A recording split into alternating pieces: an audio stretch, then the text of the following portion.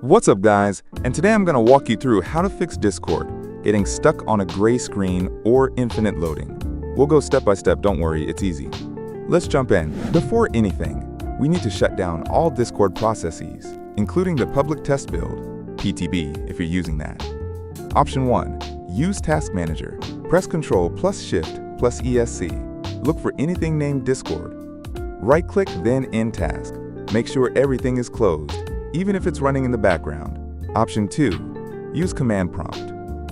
Press Start, type CMD, right-click Run as administrator in the window. Type this, press Enter, and this will close all instances of Discord instantly. We're going to completely wipe Discord's cached files. Don't worry, this is safe. Press Windows plus R, type App Data, press Enter. Find the Discord folder, right-click, Delete. If you're using Discord PTB, you'll also see a folder called Discord PTB. Delete that too. At the top of the window, click the App Data breadcrumb right-pointing arrow. Go to the local folder.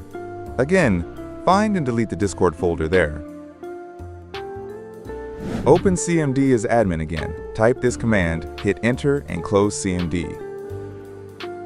Head over to the official Discord download page. Link is in the description. Click Download for Windows.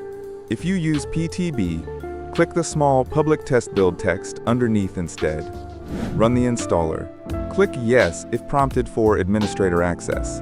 Let Discord install and update, and boom, it should launch and prompt you to log in. If this video helped you, drop a like, consider subscribing, and I'll catch you in the next troubleshoot video.